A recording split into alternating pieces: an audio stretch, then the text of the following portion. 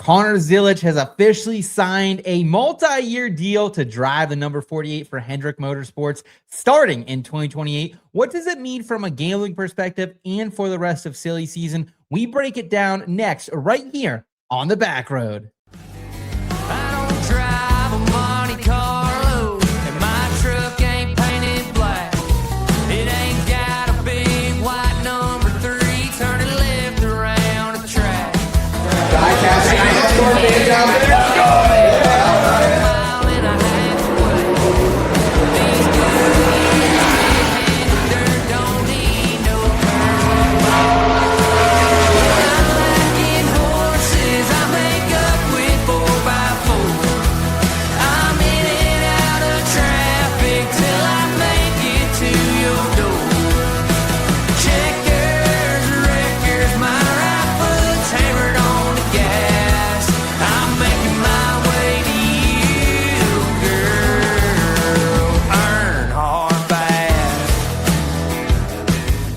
What's going on, everybody? Welcome into our bonus little Backroad news break we got going for you here this week. Elliot Hicks and Seth Woolcock.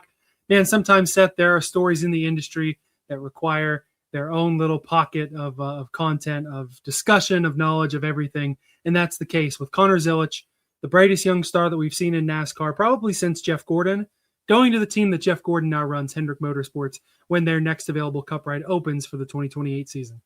The rich keep getting richer, right? That's how this one feels. And, pour one out for Justin Marks and Trackhouse and the boys. But, when you're not putting speed underneath, a potential prodigy in the making, I think you got to make some difficult decisions. You got to look yourself in the mirror. And that's what we have here today. And, this has a domino effect for not only bettors, but also for the average NASCAR fan as well, Elliot. Yeah, and this is a situation that, you feel bad for Trackhouse. But it was what was always going to happen. It was written in the stars. We'll disseminate it all in the Fast Lap news and discuss this major announcement in the sport. We appreciate your support here on the Backroad. Be sure to give this video a thumbs up. Subscribe to the FSAN Racing channel if you haven't already. Seth, we've got big plans over the next couple of months. The Chase is coming up. We're going to try to put out a big preview of everybody who makes the Chase. We got F1 coming back from summer break here soon. Going to try to get, flex our open wheel muscles a little bit. We got that IndyCar race in DC. Always lots of great things going around in the motorsports world and in the rest of our world too. Football season coming up. You were just on a mock draft and then hopped over here with us. So always lots of fun here in the FSAN universe. Busy time, man, but the best time alive, right? We're kind of almost in that sweet spot for the sports equinox where we'll have college football on Saturdays and O'Reilly Series racing Friday. We're going to have some football games. We're going to have maybe some truck series starts out there. And then, of course, Sunday, all you can eat with NFL football and NASCAR Cup Series racing coming your way. So it's the best time to be alive, my friend. Happy to be here with you and the fine folks of the IBT Racing family as well. Man, all you can eat is a good way to describe it. And it is Hendrick Motorsports that's going to have the full gold standard buffet here in a couple of years. Let's start to break this down in the Fast Lap news.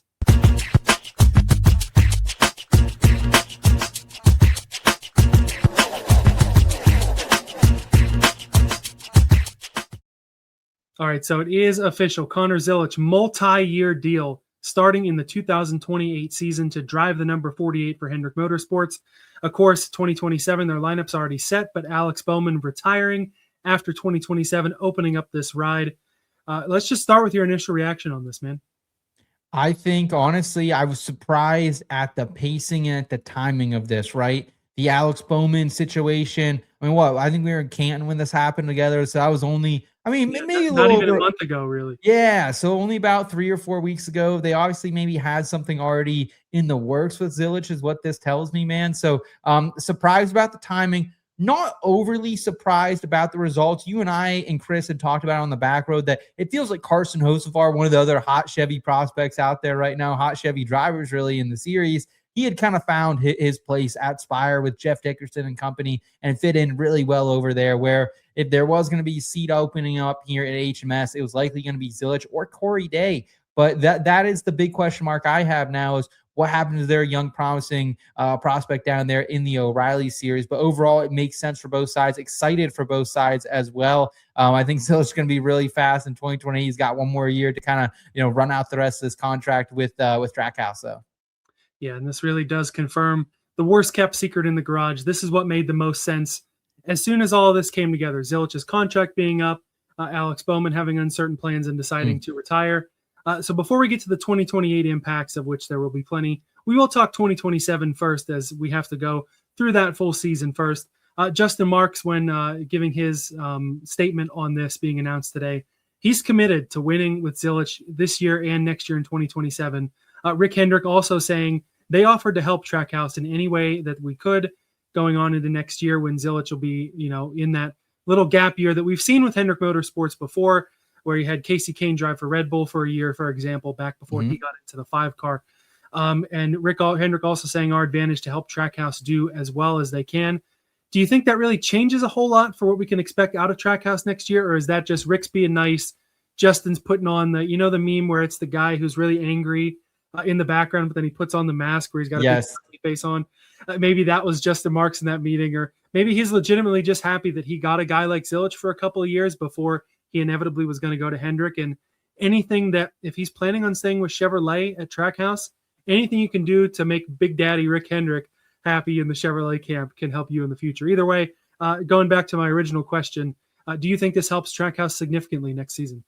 No, I think it's pandering, right? I think that's exactly what it is. Like, I don't know if there is helping Trackhouse right now. And, credit to our former colleague here at the Backroad, Rod Villagomez, who, was kind of concerned a couple years ago when Trackhouse racing started to really branch out into these different types of arenas, right? Outside of just NASCAR Cup Series racing. And maybe they got a little ahead of their skis. Maybe they just aren't getting the support they need from Chevrolet, but something is off in that camp. And to have a prospect like Zilisch, and where we're 24 races into the season, Elliot, he's coming off a 10-win O'Reilly Series season, nearly 20 straight top fives a year ago in that JRM equipment as well. He comes up here, 1 top 10 for the kid. And by my calculations as well, this season, I think he only has about 5 top 20 finishes. So he's been unplayable in pretty much every single market. We saw some good stuff from him at Iowa a couple weeks ago, comes out and starts 11th at Richmond just last week, and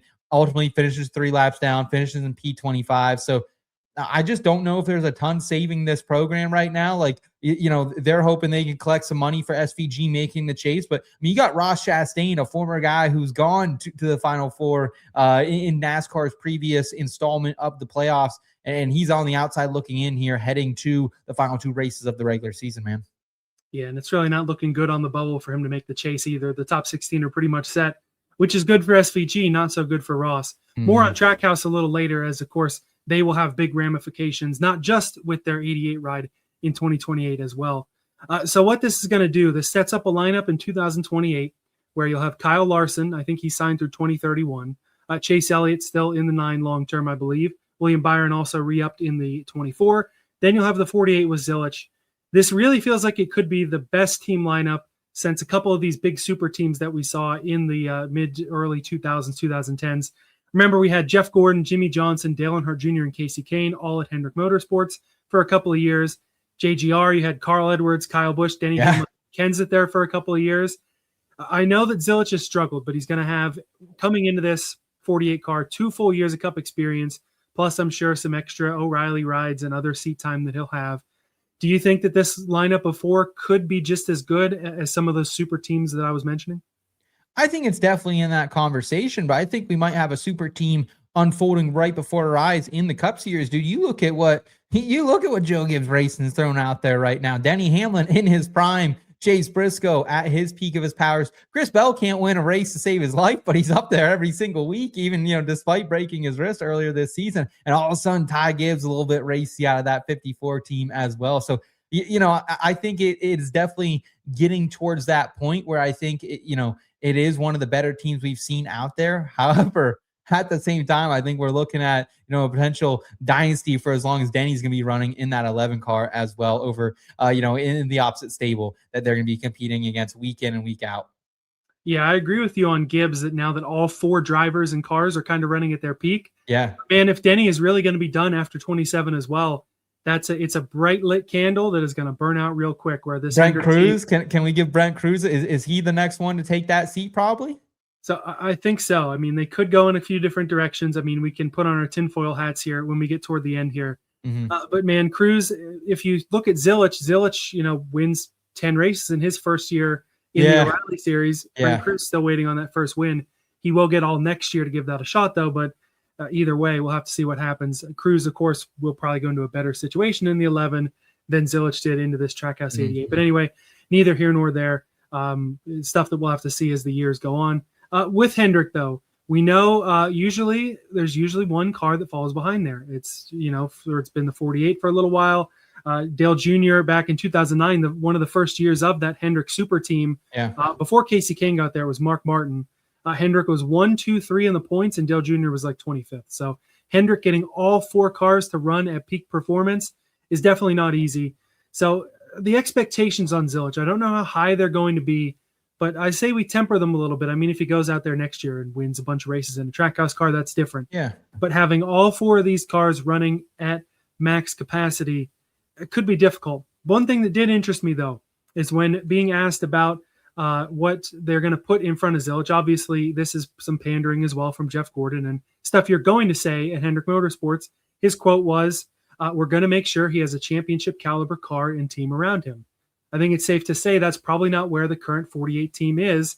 I'm wondering maybe if they will make any changes for 27 to prep for 28. I know they've moved around some of that team behind the scenes prior to this year, but safe to say Blake Harris has not put together a championship crew chief resume. Sure. And it might be a situation where you still have that veteran driver in Alex Bowman who can maybe help a younger crew chief, maybe an Adam Wall who's been with Corey Day down in the O'Reilly series. Yeah. Maybe somebody else to kind of help a rookie crew chief prepare and not have a young driver stepping into top equipment for the first time and a rookie crew chief for a guy who hasn't done this before. I'm curious if you have any thoughts or expectations on things that could change with the 48 next year heading into 28 with Zilisch.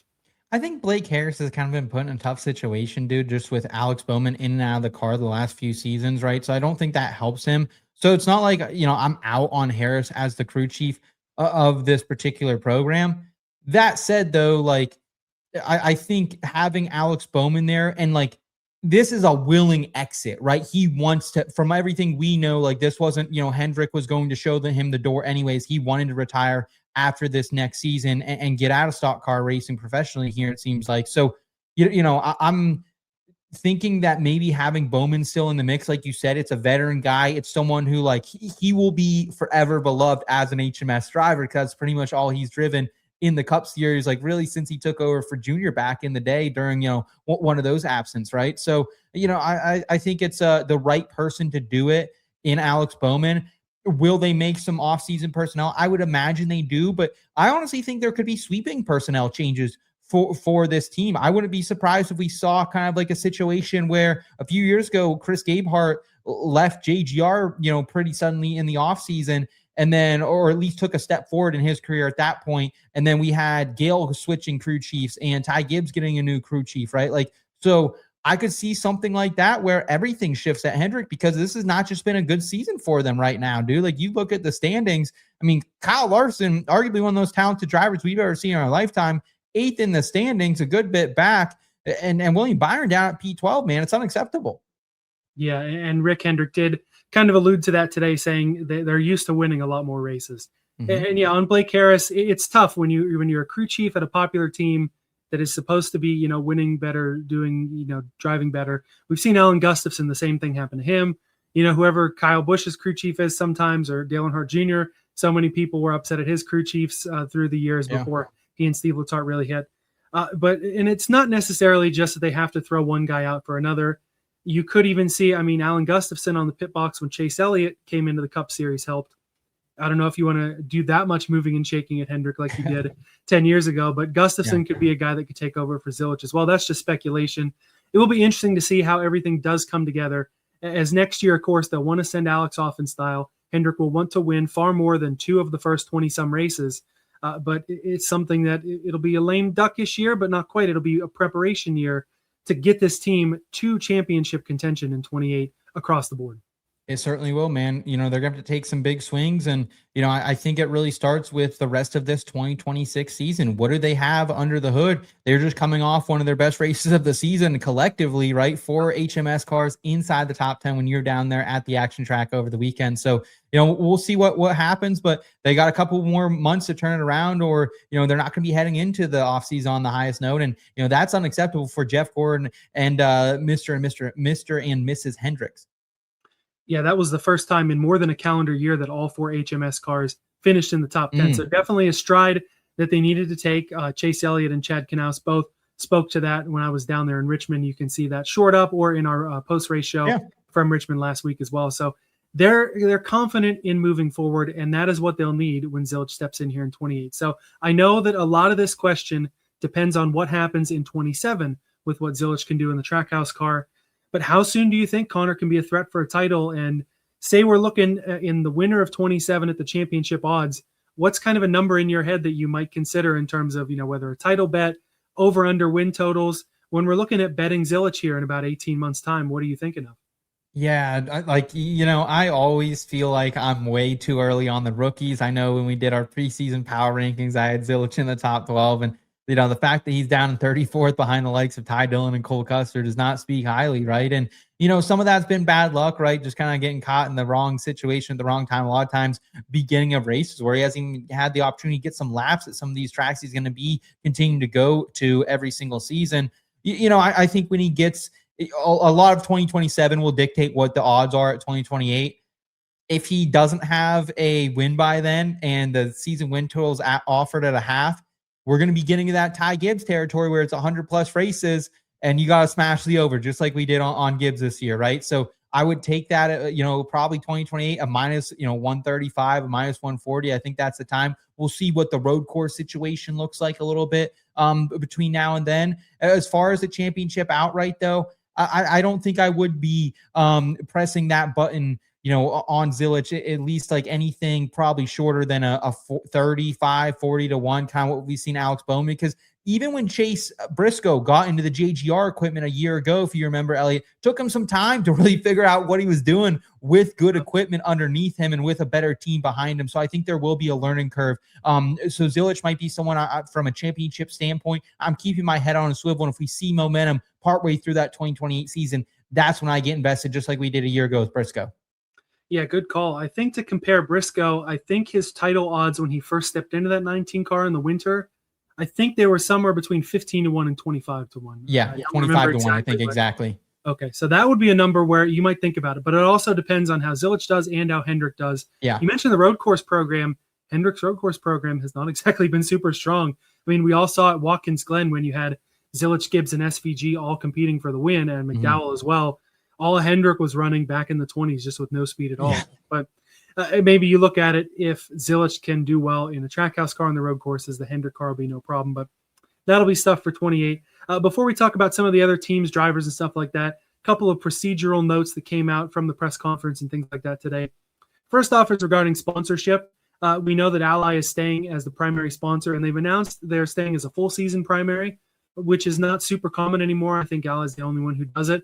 But this is regarded, everyone online, they're all so upset that Red Bull is supposedly leaving. And that's not going to be the case unless they terminate their personal services deal or whatever. But they're personal sponsors with Connor Zilisch and SVG. Yep. They're both Red Bull athletes. Red Bull is not a Trackhouse sponsor.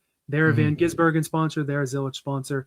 And while I understand you want to, commit to Ally and have all that, you're not going to turn down Red Bull's money, especially because Ally is more of a business-to-business sponsor. If Red Bull cuts you a check to be the official energy drink of Hendrick and maybe run a couple of primaries on the 48, I really don't think we're going to turn that down. It was the very last question asked in the press conference. Hendrick currently has a deal with Form Energy, which I've tried it. It's decent. It's no Red Bull. I think it's partially owned by Anheuser-Busch. But I think that contract ends before Zilisch and Red Bull would show up at the door. So it's the kind of thing that you can't reveal yet. Jeff Gordon says, we haven't had those conversations yet. We've got some time. But, man, you're not going to see a team like Hendrick Motorsports turn down Red Bull money. And it wouldn't surprise me at all, like I said, to see some Red Bull number 48 primaries come 28. Well, and just the current state of NASCAR at all three levels, you're not turning down sponsorships regardless. We could be sponsoring the Saudi Arabian government or something here pretty soon, and I wouldn't be surprised. Like, that's just how the way, the world's turning. And I'm sure we're going to continue to see like more AI on cars. Like, sponsorship's going to continue to change. I mean, how much do we see now? We see CBD related brands and nicotine related brands that weren't out there 10 years ago. So I think that continues to evolve. I think that is a great quote from Jeff that, hey, you got time to figure out those conversations. But I think Red Bull likely, like you said, will follow Zilisch throughout his career, including here in the 48. Yeah, just imagine if when Kyle Busch was in his prime in the M&M's cars, that there'd be a T-shirt that says Kyle Cush, and his final Cup Series win comes with 3 Chi CBD products on his car. So certainly has changed a lot. Shout out, of course, this coming out or being recorded on 8/18, Kyle Busch Day. Nice to see all those celebrations out there. Love Rowdy. Speaking of Kyle Busch, he was one of those guys that wanted to do the double and was never able to do it. Connor Zilisch, of course, has shown interest in trying to do that. The man has run multifaceted racing. He's run sports cars and the Miatas and all that different sort of stuff. Rick Hendrick was asked, is this going to be a possibility for Connor Zilisch to potentially do the double? Rick Hendrick immediately says, I'm done with that. He did then say, never say never, but it would take a lot of convincing. But clearly the double experience that Rick had with Kyle Larson the last 2 years did not go well, and it is going to take a lot of convincing, I think, for Zilisch to have that opportunity if he would want to. Yeah, I think that's one of the situations where, God rest their soul. Hopefully they're around this sport for a long time. But if Rick and Mrs. Hendrick were ever to exit this team, I think that's when those conversations really start, because Jeff's a racer. I think this has always been something that Jeff loves being a part of, is just different disciplines and, everything that he was doing back in the day, throughout different series. So, I think that's really where that conversation starts. I think it's a change at ownership, but I think there's just so much drama, so much, just really hypocrisy that came around the entire situation, especially the first double where he missed that entire Charlotte race. So, I kind of believe Rick on that like he's not looking forward to it. But again, if your sponsors that you have, especially if they're tied to Connor Zilisch, especially if they're tied to Kyle Larson personally, they're going to want exposure in arguably the biggest race in all of motorsports. Yeah, we'll have to see what happens. Of course, still another year and a half before Zilisch even becomes a Hendrick Motorsports driver. We'll see what happens there. And hey, Kyle Larson got his, he got his karma, got the Larson double done, a P6 or whatever he finished at Richmond, and then goes and wins the Knoxville Nationals when it got rain delayed. So anyway, that kind of closes the book on Zilisch. It'll be exciting to see Alex Bowman's retirement year and send off in 2027. There are a lot of the Bowman fans, of course, that I follow on Twitter that are very upset about this coming together so quickly. And I don't feel that way at all. With a guy like Connor Zilisch, you had to lock him in as soon as possible, because every team across motorsports, I mean, it wouldn't shock me if even F1 teams maybe were taking a look at this guy and like, maybe we missed it. They had to get him in immediately, which means they had to get everything done quickly. It's not, invalidating Alex Bowman in his retirement year. It is making sure that the future is set and that Hendrick Motorsports will continue to be a championship contending team for years to come. Agreed. All right. So again, book kind of closed on Zilisch here, but there is some fallout here. And that starts with Corey Day, who has been in the HMS system, first full year in the O'Reilly series, has 2 wins. A lot of people had potentially earmarked him for this ride, or at least the next Cup Series ride that opened at Hendrick Motorsports. I am curious what happens to him now, because Rick Hendrick, Jeff Gordon, and the crew, Rick saying our plan is for him to be in our future for a long time, and that we have plans for him that go well beyond the next couple of years, officially confirming he'll run for the O'Reilly Championship again next year. But to be honest, man, this is a guy who I think is talented enough. I don't think that he wants to sit in O'Reilly forever. And unless we see a shock retirement out of a Larson or an Elliott or some weird contract stuff with Elliott or Byron, the HMS driver lineup seems locked in like well into the 2030s now. Maybe they do have plans for Day. I don't know if you want to hypothesize about any of those, but he might be a guy who feels a little slighted right now. Oh, I think you absolutely are right. I mean, I think the whole conversation has been for a while that if things shake out like they should in the wash, Corey Day is potentially in this 48 ride by 2028. And, didn't go his way. So we shall see. He's wrecked a lot of equipment for them down there at that level, or especially earlier in the season. He has a win to his resume, which is great. He's shown a lot of growth both on a personal and professional level this season. So, I still have a lot of hopes for Corey Day. This is another guy who he likes doing his thing, right? He comes from a completely different world than stock car racing. So I think give him some more time down there at the O'Reilly Series level. I think give him 2 more years, and he could have a type of Zilisch banner year where I don't think he goes out and wins 10 races, but he could win 30 or 4, maybe in 2028. And if things still aren't looking the brightest for him, you got plenty of outs at Chevy right now, at least, right? I mean, there's going to be an opening at potentially Trackhouse, even if they switch manufacturers. I don't think Michael McDowell is long-term for Spire Motorsports either. We've heard that maybe there's already some replacements in line, but just in general, I think there are options out there for Corey Day. I think he gets to the Cup Series eventually, but I do think this is a long-term thing where, hey, well, let's figure this out in 2028 or 2029. Yeah, I think they do have the time to give Day more asphalt starts, and I think that's good because you have a lot of young prospects. You could even say Zilisch is one of them. Jesse Love, maybe next year, another, to get rushed up into the Cup Series. And it takes them close to that 100 win mark or 100 race mark to be able to go win a race. And leaving Corey Day, who's only been asphalt racing, full time for a year and a half. Yeah. First asphalt start, I think, was only 2 years ago, maybe 2 years and a month ago. Give the guy some time to learn if he's okay with it. I mean, he's still young. Clearly seems okay with it. I don't think he's going to raise much of a stink. Being in the Hendrick Motorsports shop, they're wanting to buy into the O'Reilly program and keep it around, letting the kids stick around, learn asphalt racing, get a bunch of wins, maybe get an O'Reilly championship. And then I do think probably the quickest opportunity for him is maybe as soon as that 28 season when Zilisch steps into the 48. Maybe if Hendrick has got enough influence at Spire, maybe it's the 71, and then you save McKee for a little later down the road. Right. Another young kid who's just now made his first truck start and is not even eligible to run a full season in any of the top 3 series for another 2 years. So There definitely is time down the road to sort out these other younger prospects. As we've talked about, Chris and I on our Silly Season show a couple of weeks ago, and us whenever we have these opportunities to talk news, the future is really bright, and there's lots of really good young prospects coming up in NASCAR, and it's a really exciting future. And that could be of benefit to Trackhouse, because now we'll talk about them. Zilisch was out of contract after 27. He now is officially out the door. Ross Chastain and Shane Van Gisbergen are also out of contract after 2027, and apparently both of them have strong interest from other teams, which I don't quite know where an open seat is, but it does make sense. Both of these guys are talented. Trackhouse is in a state of flux. Maybe these guys do entertain their options somewhere else.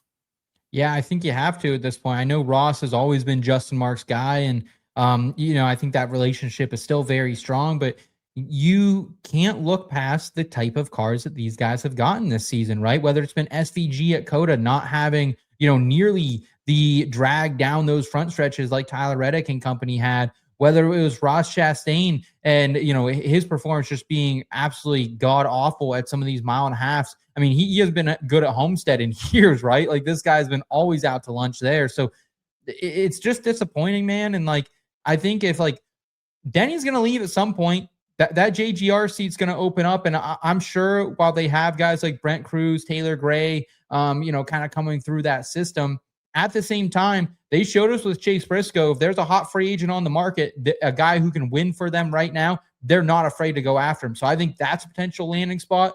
I think that Ryan Preece has done a really good job at RFK. They got a lot of stuff to sort out, kind of intermediately there, but RFK could be an option as they continue to shift through things. And hey, man, you look around the block too, and I don't know what's happening with some of these other programs as well. Like Spire, I don't think, he's a fit at Spire. Ross is, but I still think there's other places he could land and be a very valuable part and potentially compete for a championship. That 2022, 2021, early 2023 season, that was not a fluke. And I think the same for SVG.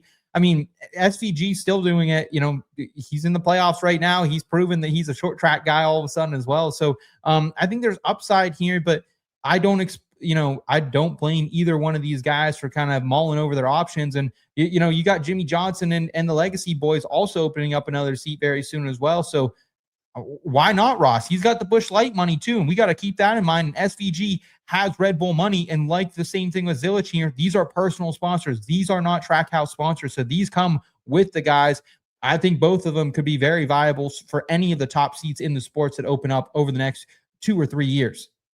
Yeah, it's just going to be interesting with the timing of both of them after 27. I always thought that Van Gisbergen was not going to be a guy to race anywhere other than Trackhouse. He's openly said he maybe only wants to be here for a couple more years. I kind of thought Trackhouse was going to be the home for him, but if there is other interest and Trackhouse continues to not run well, I don't blame him for looking elsewhere. I think that Chastain and that JGR 11, it could be really interesting because remember when SHR was shutting down, I don't believe that we thought the JGR 19 was an option for any of those four guys, but they apparently snatched up Briscoe almost immediately when that happened. So, I mean, Brent Cruz right now is earmarked, but we just were talking about, we thought Corey Day was earmarked for the next Open Hendrick ride. Yeah. And then they go out and get Connor Zilisch. If there's an opportunity for Joe Gibbs Racing, if they have faith in Ross Chastain to go out and get him, that would be a very, very clear upgrade. But other than that, if that does not come through, it's just a matter of what is actually an upgrade for these guys. You talked maybe about Spire. I think that they're locked in with some of the other Chevrolet stuff. Hocevar is there forever, or at least, forever as of now. He signed well into the 2030s, they say.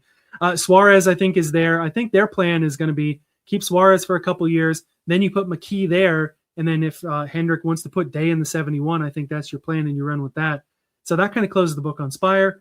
RFK just has too much other shit going on. The charter stuff, Brad wants to race for a while. Buscher's a guy who's going to stay there. Priest is a guy who I think has deserved the opportunity to stay there. Not even to mention that one of Spire's major owners right now is like being indicted by the feds too, Mark Walter. So that's a whole other can of worms with Spire. Penske is supposedly going to re-sign Austin Cindric, but maybe that's a one-year deal, and maybe you get Ross or Shane in the building, maybe in the 2. I put the 22 in here as a possibility also, but I don't think that Joey is ready to retire anytime soon either, and clearly is still close to the top of his game, defending winner at Richmond and has won North Wilkesboro also. Another thing that's kind of interesting, you mentioned Legacy as well. That I think is still not an upgrade. 2311 Racing, of course, they have Tyler Reddick and they're going to have Corey Heim. Those are the guys that are locked in. Is it going to be time to have a conversation about Bubba Wallace in the 23? If you can get Ross Chastain, a guy we've seen fight for a title, if you can get Shane Van Gisbergen, who was going to compete for wins at road courses every year, if not just outright wax the field, and also have some short track pedigree, is this, is it time to have a conversation about Bubba Wallace, who, again, it's been another year since he's won a race, and 2311 is really putting themselves in a place to be the top Toyota team sooner rather than later, or at the very least, a very strong 1B to Gibbs. And guys who don't win that often, they don't necessarily get to dictate their own fate in the cars, even though he was the first guy for 2311. Yeah, we might be heading that direction, dude. Like, we were sitting there after the first couple weeks of the season. Bubba Wallace top 3 in points. He's in the playoffs, but it's not by a ton, right? And he's continued to damage cars. He's continued to put this team behind the 8 ball with how he's been unloading on Saturday. So you don't love that from a team standpoint. And, at times, like, Bubba can be a bit polarizing. It seems like he can be a bit abrasive and emotional as a person. I think he's grown a ton, especially since becoming a father. And I'm a big fan of Bubba Wallace and this guy's talent. But if you keep doing things like that and putting yourself behind the 8 ball every single weekend where your guys are having to work late into Saturday night, maybe Sunday morning, even potentially, that's not a great look for this team. And, I think Michael Jordan, someone who's especially has his back for everything Bubba's done for this organization, especially during their startup period. But it could be an opportunity. And, no one knows these drivers in this series better than Denny Hamlin and what their real talent could be. So, he's a guy who, has had his run-ins with the number 1 team. And, even going back to when he was at Ganassi, right, they were bumping heads. But at the same time, I think if he has a respect for his level of racecraft and he thinks it is better than Bubba Wallace and losing some of those sponsors that Bubba brings in personally, like McDonald's and such, hey, you got to do what you got to do, right? Yeah, no doubt about it. It's going to be fun to watch over the next year. We had to put on the tinfoil hat there at the end when we're talking news, silly season, driver movement, all that. Had to get a little bit of that in before we left. Of course, the big news once again, Connor Zilisch locked in multi-year deal to drive the 48 for Hendrick Motorsports starting in 2028. Of course, still plenty of racing to go before then. Still a 2026 season to send off, as well as all of 2027 before we get to this. But Seth, again, an exciting time in the racing world and in the FSAN universe as well. Absolutely, man. We got so much great content right here on the FSAN Racing Advice channel and FSAN HQ, where there's everything from football, basketball, baseball, golf, and of course the racing stuff coming your way. So make sure you guys are subscribed right here to FSAN Racing and FSAN HQ.